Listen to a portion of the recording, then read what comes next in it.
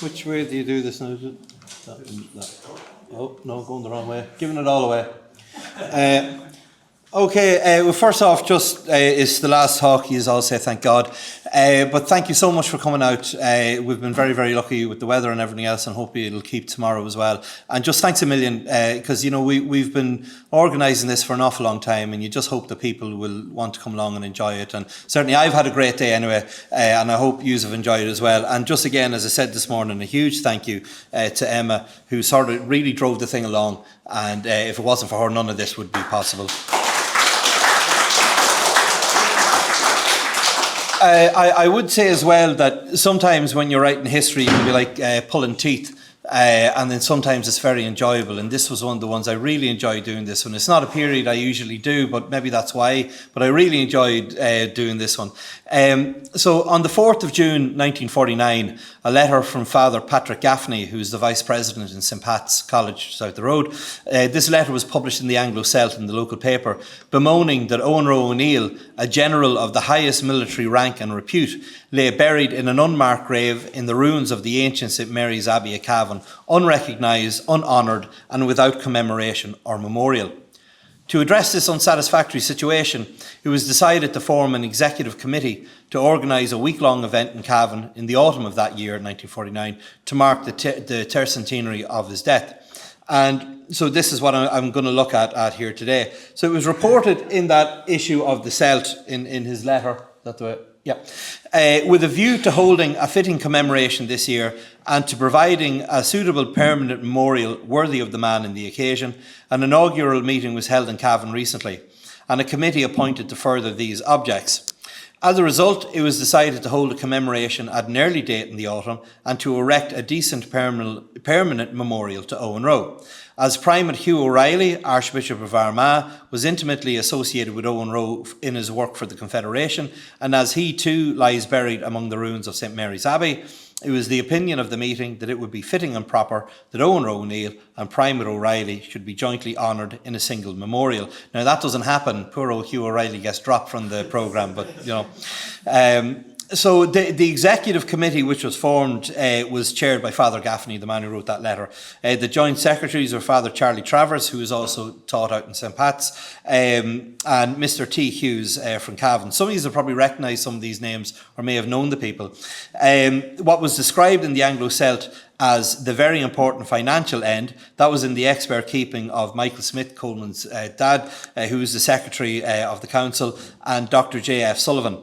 The other members of the executive committee were P. Smith, I think it was Philip Smith, solicitor, Liam O'Kelly, who's from Ballybor, a well-known local historian, who also taught in the Gaeltacht in Glan in the 1920s, Senator Paddy Baxter, Captain Cahalan, Superintendent J. Murray, a guy called Faye Lovett, and Willie O'Hanlon.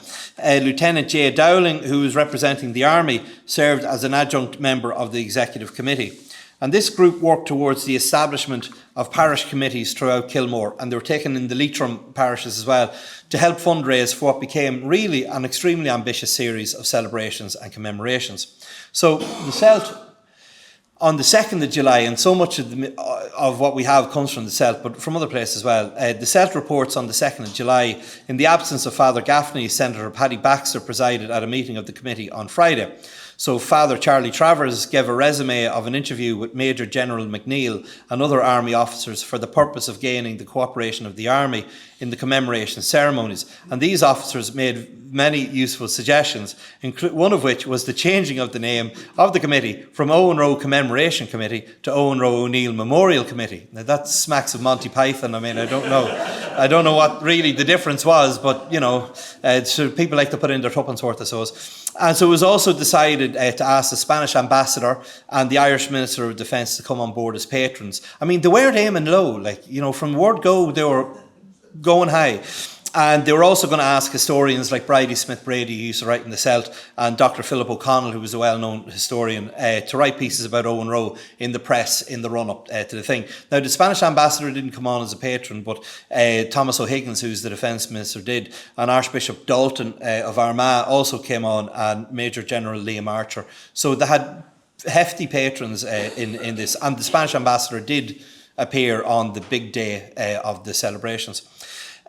On the 19th of July, about 2 weeks after this report in the Celt, on the 19th of July, Father Travers wrote up on behalf, and it's on headed paper, the Eoghan Rua Ó Néill Commemoration Committee. So they didn't go to the Eoghan Rua Ó Néill Memorial Committee, they stuck with commemoration.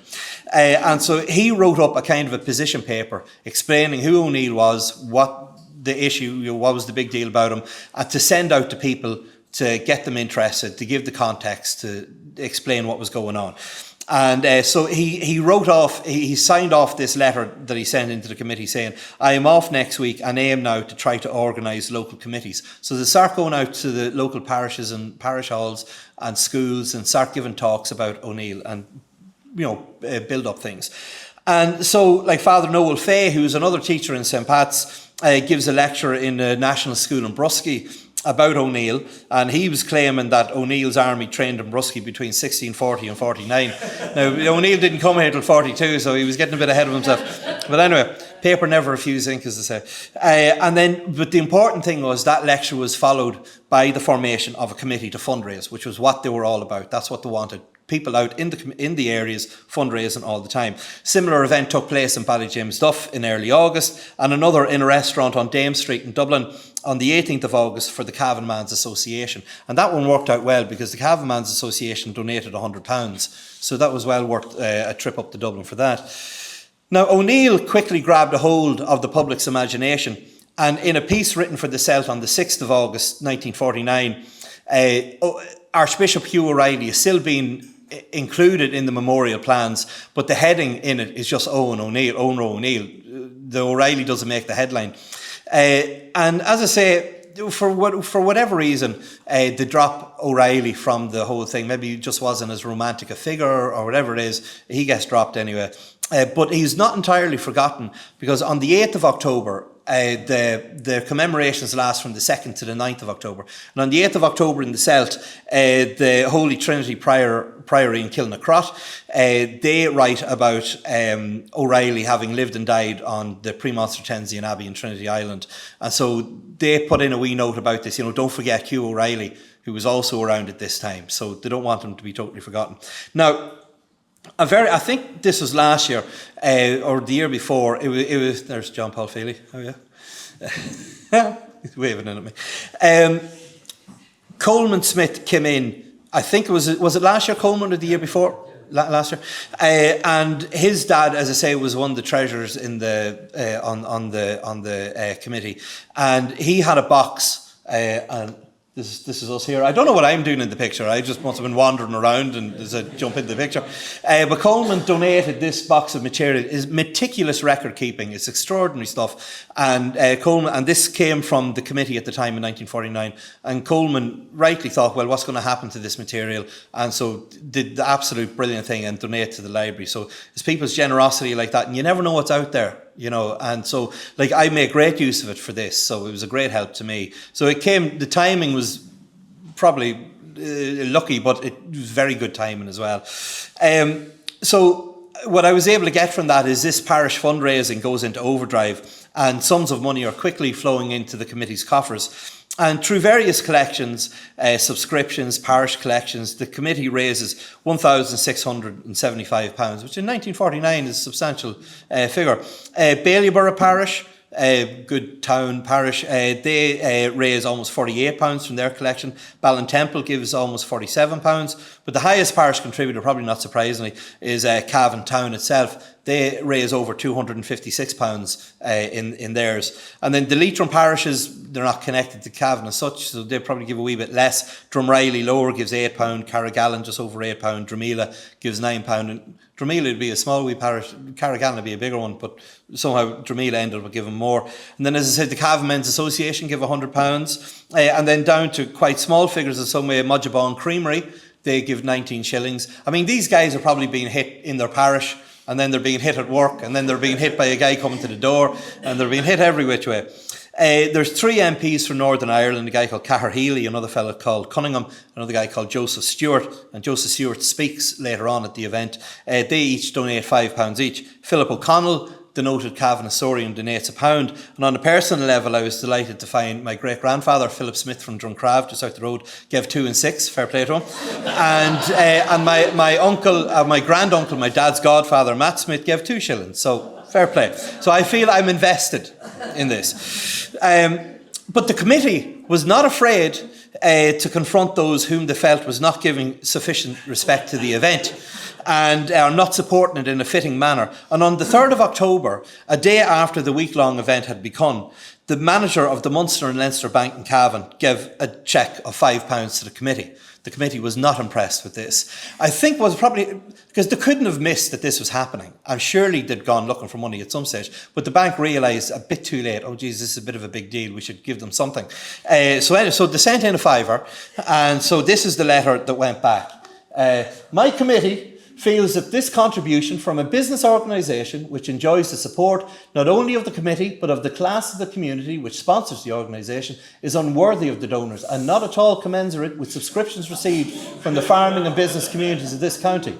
The members of the committee, therefore, expressing their displeasure, have directed me to return the contribution. Whoa! Ouch! They weren't fellas coming in looking for a loan the next week, huh? So extraordinary. I mean, wouldn't you think you just take the money? But no, they were not going to just take the money. I would have just taken the money. But anyway, now preparations continued throughout the summer. Posters were printed, and this is a poster. It's out on show in the hall out there. When you think, it's a wee lightweight poster, and it survived from 1949. Incredible. That was from Fiacre's. Where's Fiacre? Was it your dad or your uncle had that? It was some way connected to you. Yeah, so that was given, I think, to Father Liam Kelly, and he brought it in here. So it came from the Moore family originally, so it was kept safely for all that time. A note in the Anglo-Celt on the 13th of August stated that members of ex-LDF and LSF and members of ex-Servicemen's Association and GEA from Cavan Town and immediate surroundings are requested to attend a meeting in the town hall regarding the organisation of the week-long event. So again, there's big buy-in, military, GEA, all the big organisations that are already there, getting them involved.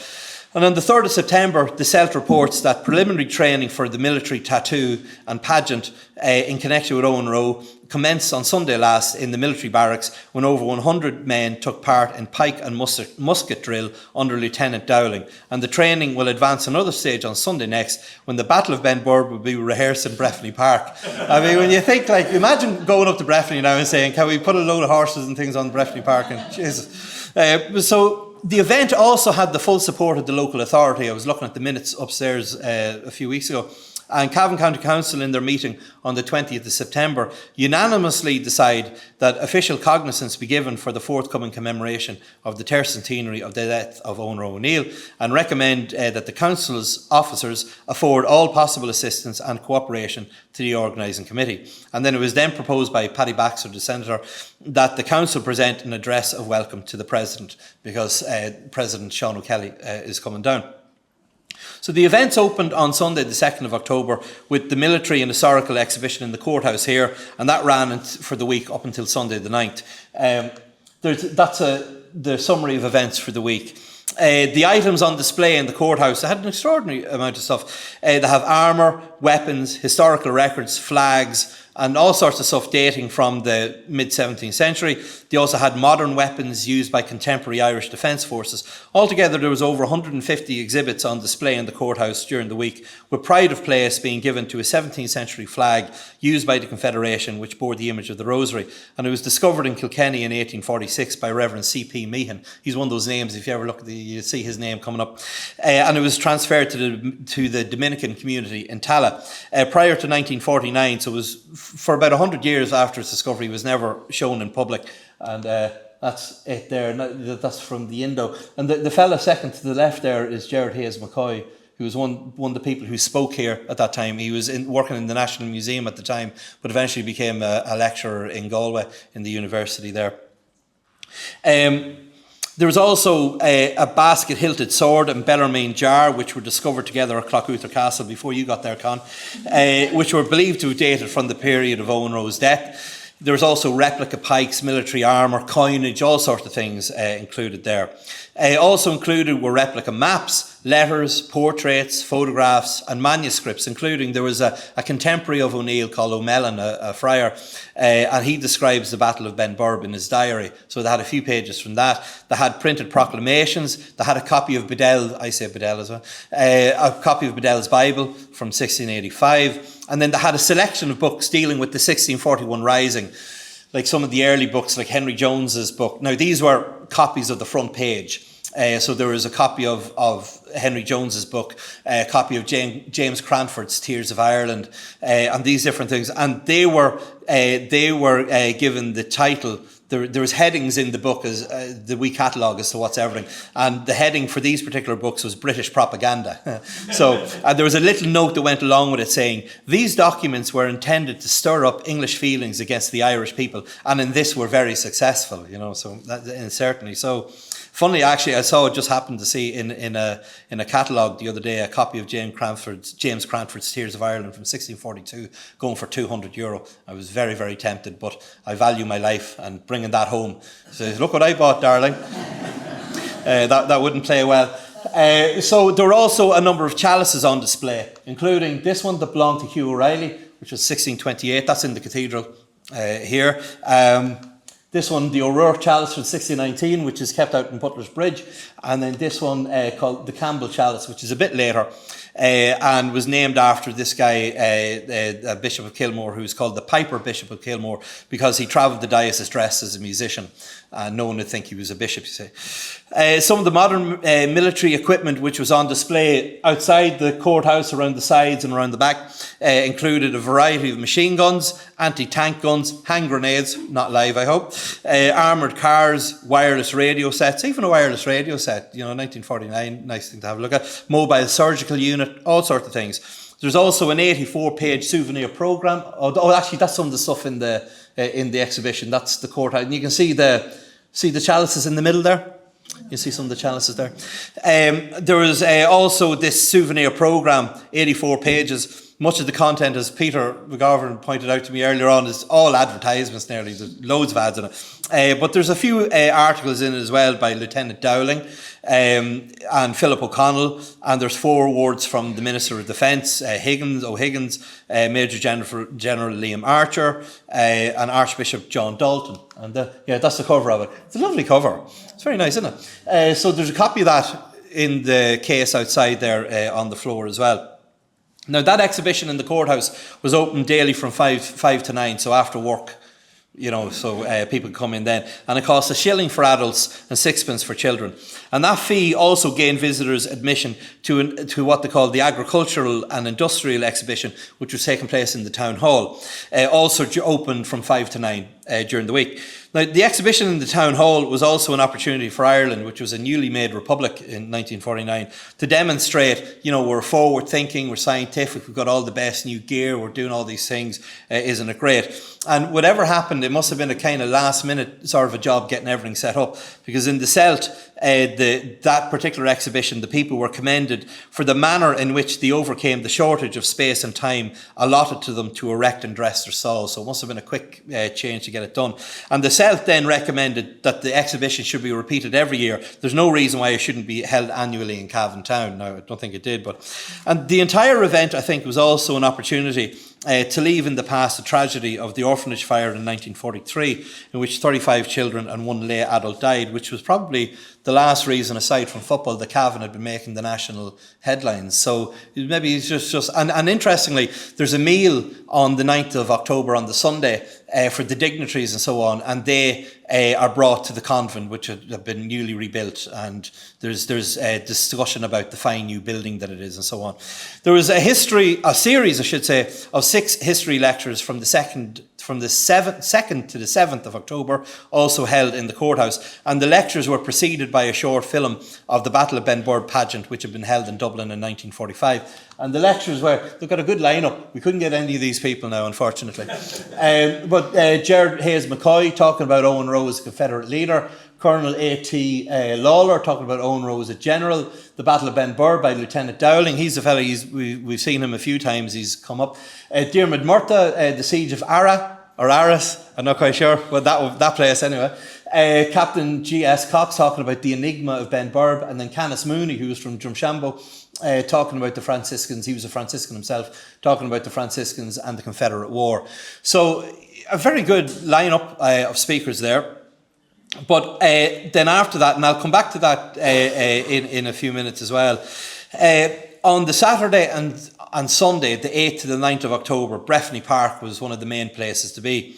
Taking place there was what was described as a military tattoo and an historical pageant. There were military displays featuring the massed bands of the Eastern Command, infantry, cavalry, artillery, engineers, signals and military troops of the day. There was also marching bands, demonstration of modern battle techniques, reenactments from history and Irish mythology, such as the destruction of Cruncruach by St. Patrick. That was obviously a West Cavan thing. Miles O'Reilly's fight against the English forces at Finney in 1644, and Andrew Campbell, who was that piper bishop. I imagine there was a fellow walking around with pipes saying, "I'm a bishop, don't tell anyone," you know. There was also a fireworks display, first aid demonstrations, and what was described as the pièce de résistance, the reenactment of the Battle of Ben Burb between the troops of the border, is what they call it, and the Dublin FCA. So adults paid 4 shillings for that and children were half price. The military got in half price on the Sunday because they'd been doing so much work. Can you imagine, again, like the state of Breffni after that? It must have been a right mess. But again, just shows the buy-in from the local communities. You know, they had the GA involved, they had their support and so on. On Sunday, the 9th of October, was really an extraordinary day of ceremony and a prodigious feat of organisation, and that really capped the entire thing off. There was what they called a military mass at 9 a.m. in the cathedral on the Sunday. Basically, I think that was a smaller mass to get that the military guys, the soldiers and all the people who were involved, that they could get mass out of the way quickly. And then there was what they called the high mass at 11:30. Which was presided by the Archbishop of Armagh, John Dalton, who was later a cardinal. President Sean T. O'Kelly was there. Eamon de Valera, who was in opposition at the time, was there. And any amount of representatives from the worlds of the Roman Catholic Church, politics and local government. Anyone who's anyone was there. And I think these are from some of the slides, some of the films that we have. So there's some of them coming in. You see the scouts are giving them a guard of honour coming in. There's the Archbishop going in there now. And so that's how many clergy there are just coming into the main body of the cathedral there. Yeah. So, again, it was absolutely packed. Following Mass, President O'Kelly goes down to the Abbey and he walks through this archway. Isn't that lovely? I love that. It was very nice. They should have kept it. So he goes down through that archway up to the Abbey, and he's received with a 14-gun salute when he comes in. And there he makes an address. That's another picture. That's him coming out again. You can see him there. See, with the wee white head just coming out there on the top left there. I should talk. I love a wee white head. There he is giving the oration there at the foot of the tower. And then that's the plaque itself there, which is still there.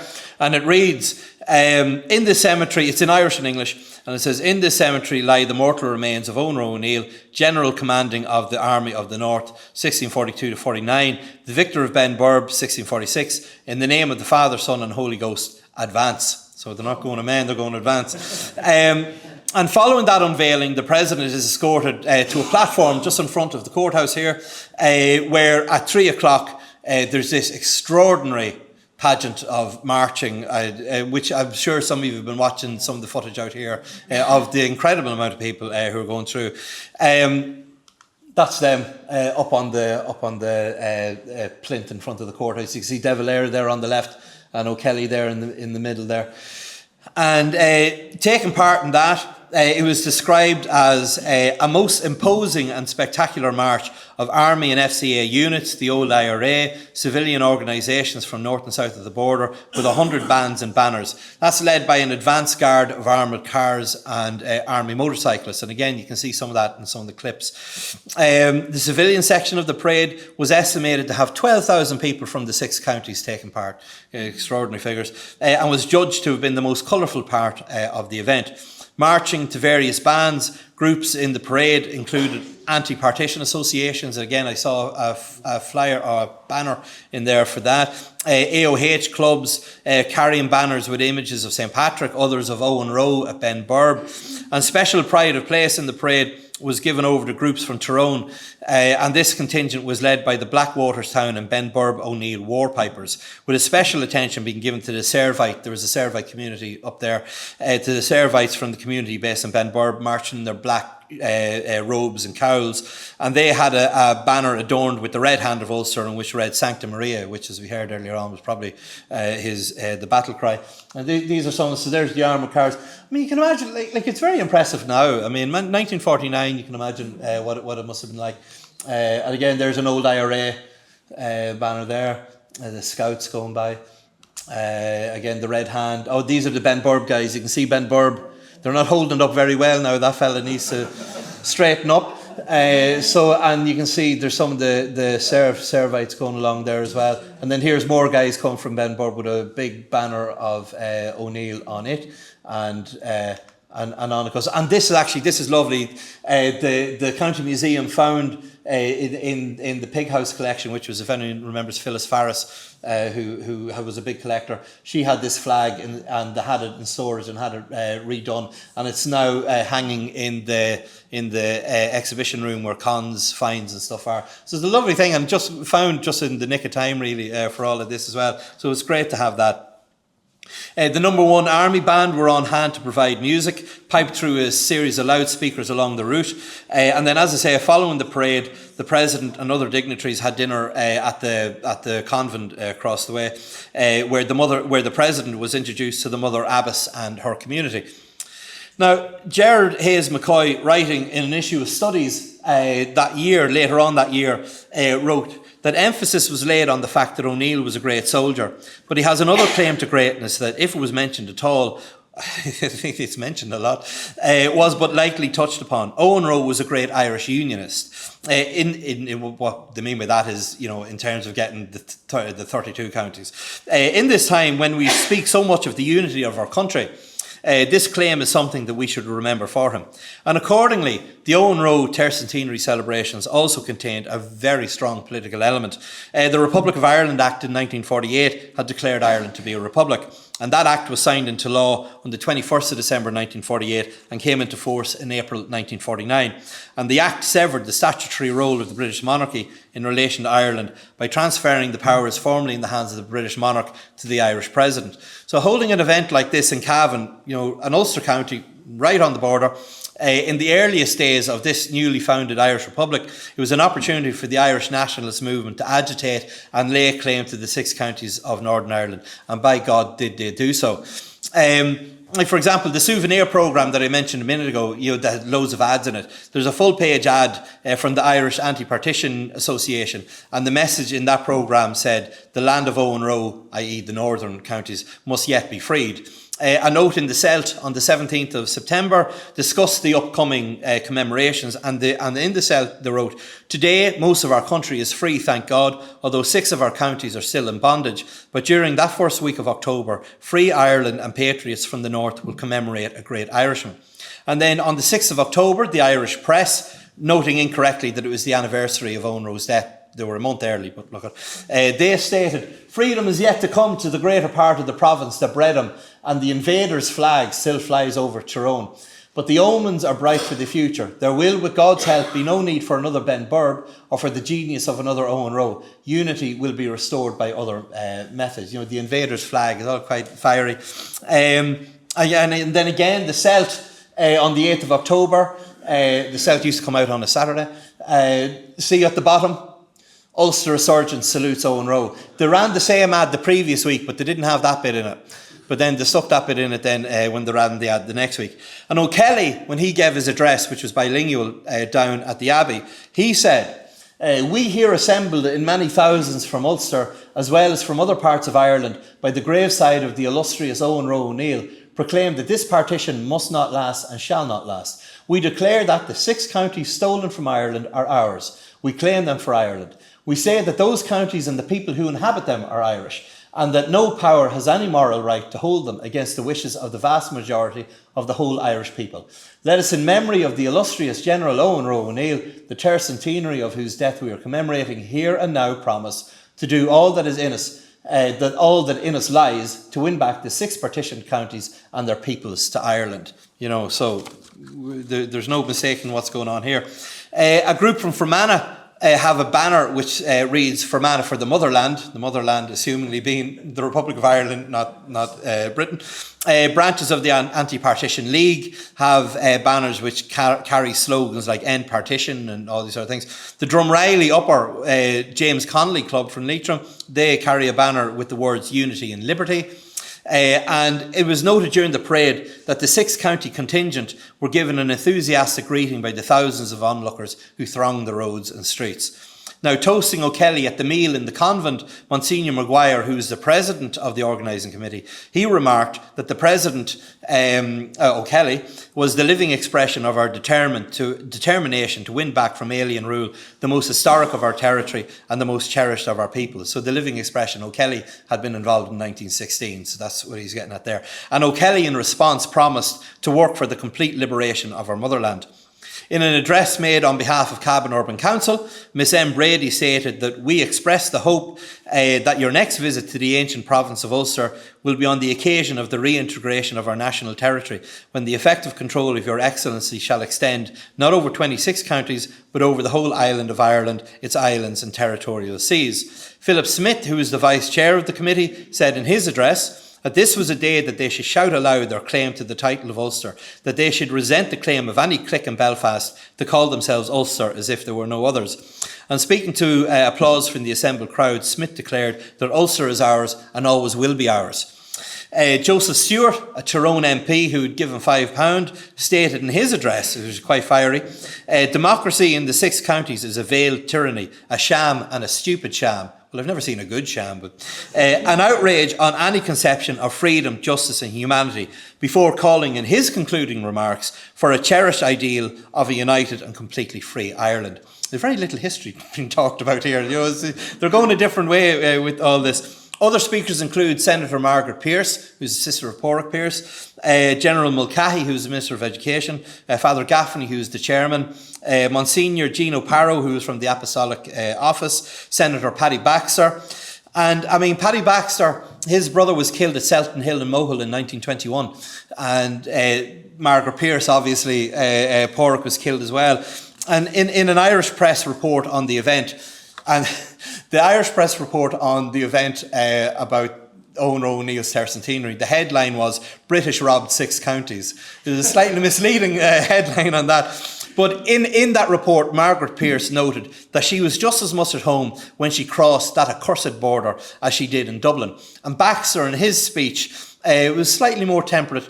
He noted that of the stories of Irish arms in past generations, one might say that if there were pages that were glorious, there were many that were sad and tragic. And Paddy and Margaret both knew the truth of that, because they both lost close family members. In a piece written in the Celt on the 15th of October, the following week, it was an anonymous piece written by a man from the south, is what he's called. He writes about it and he says that never before have I seen men and women so visibly moved. Their eyes sparkled with a fire which proclaimed that the spirit of patriotism has never ceased to enliven the blood of our people. And then he goes on to say, the thousands who come from that part of our island home, still politically under the heel of the Gael, this was the day they had waited for so long. This was the opportunity to show the world that they were of one mind, one spirit and one ambition to make their beloved land a nation once again. And then he went on to describe the 9th of October, this big day, as a celebration for the people from the 6 counties who had to deal, and I quote, year after year with that travesty of pageant, the 12th. So this was their version of the 12th, that's what he was saying. The week was a huge success and was recognised so nationally, with a headline of a report on the opening day of the commemorations in the Irish Independent, reading Cavan's great tribute to Eoghan Rua. And there's reports in the Ulster Herald, the Donegal News, the Irish Press, the Indo, Irish Examiner, Fermanagh Herald, Derry People and many more. Now according to the Celt, an estimated 100,000 people visited Cavan during that week, with 75,000 coming in on the Sunday. Now, that's an extraordinary figure. And to put that in context, I was checking with Joanna Hayes, the tourism officer here, during the Fleadh years, was that 2010 to 12 or whenever it was, what was the highest numbers you reckon was in Cavan on any of those days? And she reckoned about 45,000. So 75. Now, even if that's an exaggeration, that's still, and we all know like the work that went into organising those. You can imagine what was going on there. Now, the Sunday, as I say, was the definite highlight of the week, the 9th. And the day was blessed with what was described in the paper as heaven-sent weather. The town was richly decorated for the festivities, with green flags displaying the harp, miles of bunting crisscrossing the main routes of the parade, and many shop windows gaily and appropriately dressed. There's a local man who many of you would know called Kevin McDermott. He often writes on the Old Irish Photos Facebook page, or Old Cavan Photos. And he wrote, Jonathan, I think, had put something up, and he wrote from that. He remembers it, he was 13 at the time. And he said, "My one abiding memory is the final parade around the town and the numerous marching bands that attended. From Eoghan Rua Ó Terrace, where he was from, we had a bird's eye view of the Army Tattoo in Breffni Park. And it was the first time I saw real live searchlights operating." The first time. How many times did you see searchlights operating?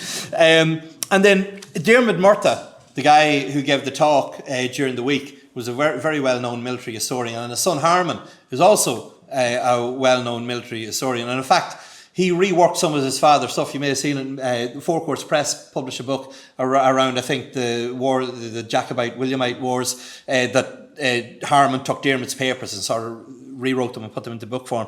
But I emailed Harman a week or two ago, just sort of saying, "Hey, this is on, and your dad spoke at this, and he said he emailed back immediately within half an hour. I'd say he got back to me, and he said he was 4 in 1949, and he was at it, and he remembers about it, which I don't know how, but he says here, "I have a few vivid memories of it. I remember a march past of troops." So he's obviously talking about the big things going on here. "For it, we were located on the street outside the courthouse, but were stopped by the military police from getting into the courthouse bit as a viewing point." Was he trying to get up with Sean T. O'Kelly and all these guys? "I think my father put me on the shoulders. I remember being at the tattoo, which was at night. All I can remember of it is lots of campfires burning. At another stage, I took my seat on an anti-aircraft gun." That would have been around here. "And there was a display in models of military ambulances with miniature doctors, orderlies and nurses, I think, carrying out a rescue. I love that, of course. I love this bit. I don't recall being at my father's lecture or where we stayed. That was the boring bit. I remember the guns. That's what I remember." And it's amazing, like I was doing searches, just searching Eoghan Rua in the Irish newspaper archive and seeing what's coming up. And I found a wee advertisement in the classifieds in the Celt on the 1st of November, so a couple of weeks after all this. And it advertised the sale of a new song entitled General Eoghan Rua Ó Néill, which was written by a guy called Tommy Gilronan of Breffni College in Killashandra. And copies of the song sheet music were available at 6p each with free postage. Not to be sniffed at. So I don't know whether anyone bought it or whether it got out there or not, I don't know. Now, interestingly, there's a note in the souvenir programme which stated that all the profits of the commemoration ceremonies will be devoted to the erection of a permanent memorial in Cavan Town to General Eoghan Rua Ó Néill. So the plaque that's on the Abbey down there was noted in the Celt, intended to serve until a permanent monument is erected. And that sometime in the not too distant future, a fitting monument will be raised to the man whose memory was honoured by the nation on Sunday. So something larger seems to have been planned to commemorate Eoghan Rua, which never materialised. And maybe some of the reason for that was cost. Now, as I said earlier on, through parish fundraising, the committee collected £1,675. The other big earner was the admission to the tattoo and sale of programmes. That earned £1,575.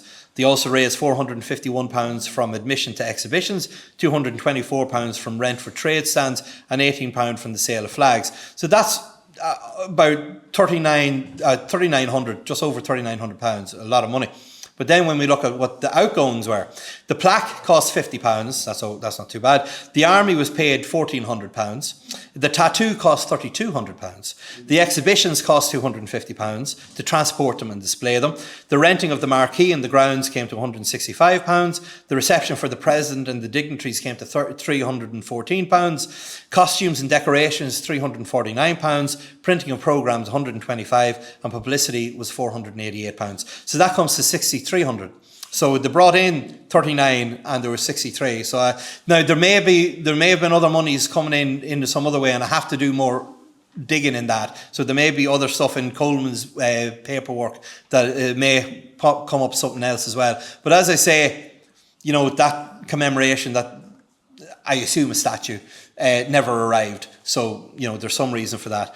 And just to conclude, the week-long commemoration for Eoghan Rua Ó Néill in Cavan between the 2nd and 9th of October in 1949 were really an extraordinary feat of planning and organisation. There was huge buy-in across not only Cavan but the island of Ireland.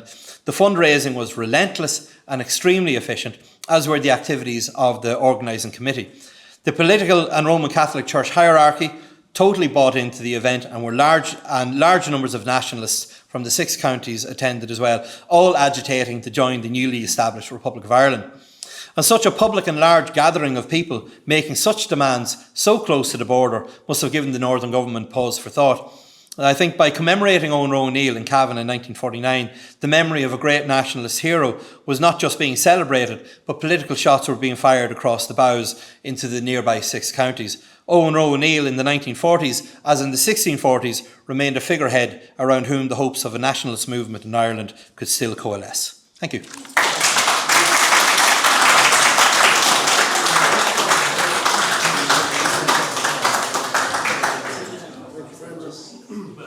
Would anyone like to ask a question?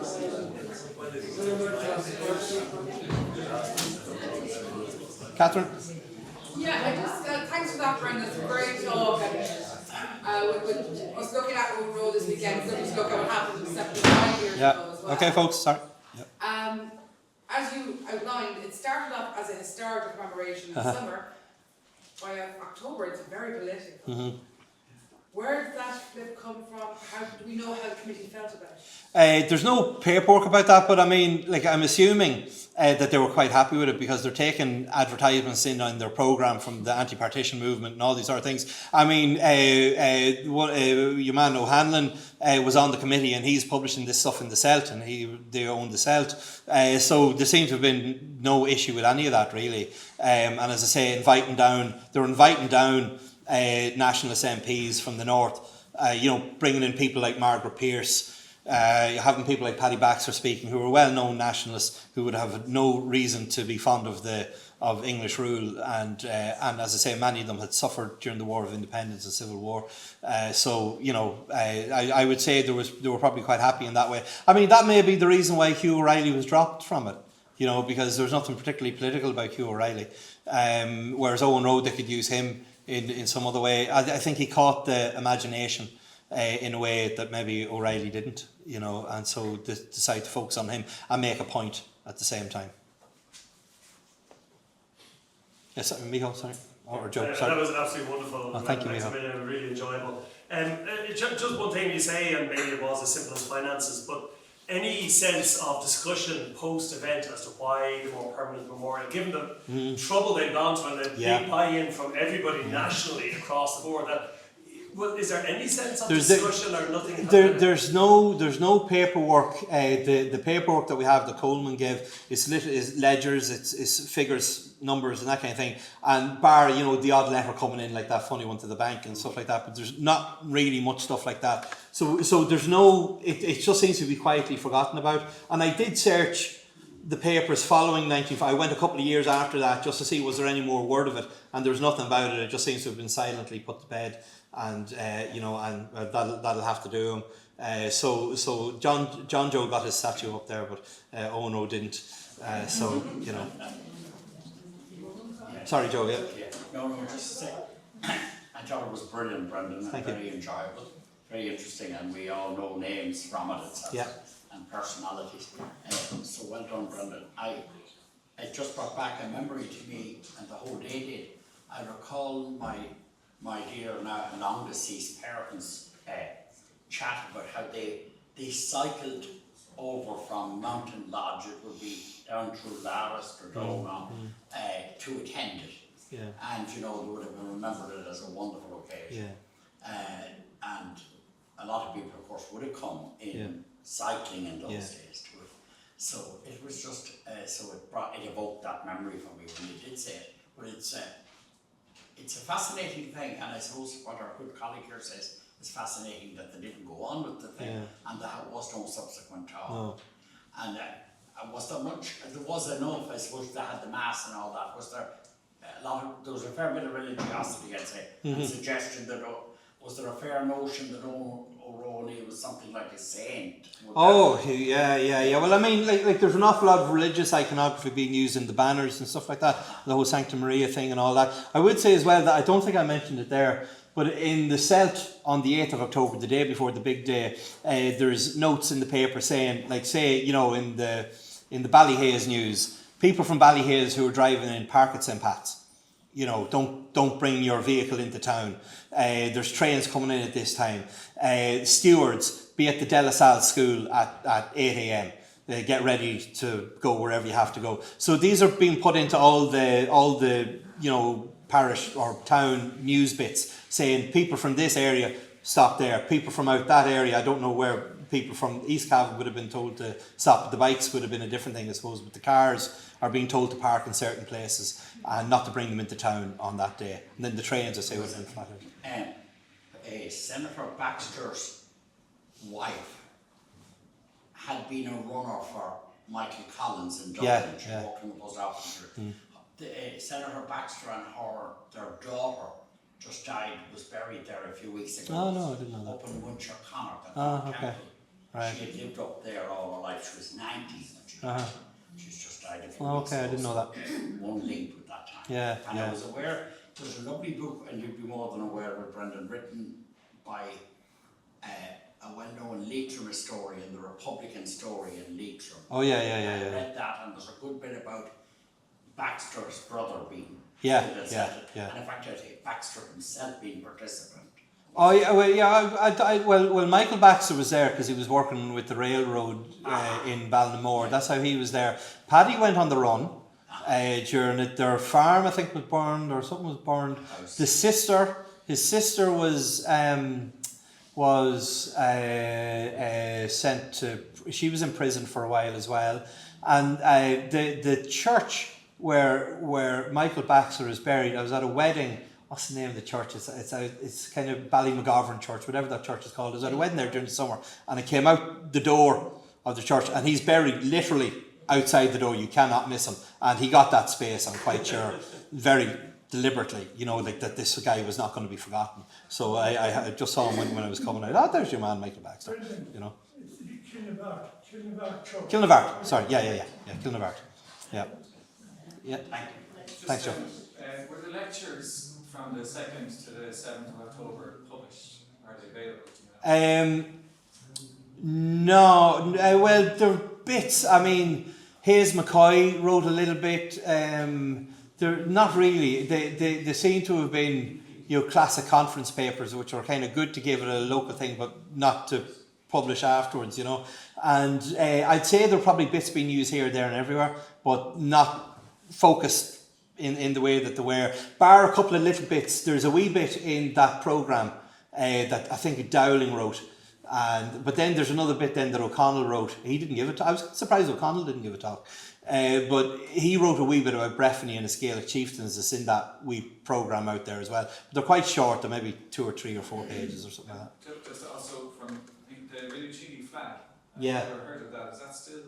I don't know where it is now. I don't know, did it go back to the Dominicans in Tala? Hugh Fenning, was he? I think it's actually the Royal Society of Antiquaries have it now, I think. Con, would you know? That's a different one. Is that a different one again? Do you also have a square one? Yeah. Is that the square one? Right. Yeah. Okay. So maybe it's still there. maybe I don't know. They also have the chair from the Confederation of Kilkenny, which I was very impressed with that in the society. Yeah. Are there other commemorations that it can be compared with? I have something in my head that they had something in Clonmel. To celebrate. For O'Neill as well, or that sort of size of public organisation. You know, you're really thinking of the Eucharistic Congress or something. Yeah. It is huge, and I'm assuming there were other things done. I mean, sure, there was that one that had the film that done the Battle of Ben Burbury enactment in 1945 in Dublin. So there were other things going on, but I don't think anything to to the scale of this. I mean, that's quite extraordinary. Even if 75,000 is exaggerated, there's one clip in one of the films, and I think they'll be rolling here afterwards, and one of them is on show out there as well. I think it's in the black and white one, when the thing is dispersed and people are walking down Farnham Street down this way, and I've never in my life seen as many people as was on Farnham Street that day. It's extraordinary how they moved. I mean, they're literally packed. And when you see them, like, they're sitting up on the walls and they're doing all this thing, you never get away with it now. But it's incredible level of organisation, and it all seems to have gone off. Now, they're not going to put on the front page, riots last night or whatever. But at the same time, there doesn't seem to be any particularly ill feeling or anything like that. It all seems to go off pretty well, because again, I was looking for that post in Celts going forward, even maybe a court case or something like that. But nothing seemed to have come up. It all seemed to have gone off fairly good humouredly, considering, as I say, like, a lot of the rhetoric was quite fiery. They seemed to be happy enough. They got it off their chest maybe and left it at that. Anybody else? Well, just one last thought. Yeah, So coming up in about 6 years, you're going to have the 450th anniversary-ish of Eoghan Rua's birth. Yeah. So it might be time to resurrect. Get going now. The statues. To resurrect the idea of some sort of proper memorial. I mean, it sounds like long overdue. Absolutely. And it's something to consider. Yeah, absolutely. For working on for the next few years. Yeah. Well, I thought you were going to say in 25 years' time it'll be 400. I'll be well out of it by then. When are we going to get the statue of Eoghan Rua? Why didn't we? When? We'll start working now, John. We'll start working now. Yes, I think we just do that. Well, you never know. Politicians in the room might be able to influence. Come on, Joe. There's an election coming now. We're making a promise. How much does something like that cost? Sorry? How much does it actually cost to put a statue in? I've no idea. No idea. I mean, the plaque costs £50. So what the statue costs, I don't know. I know the one up there, like, I mean, they got the best guy in the country to do the John Joe one. I don't know how much that cost, but it was hardly too cheap now. But it's a great thing, and like, it's amazing actually. The one of John Joe, you see so many people Facebook profile pictures of people standing beside the statue. Loads of people get their picture taken with it, which is nice. It's a good thing to see that, I think. I think that's everybody now. Again, thank you very much, Mary.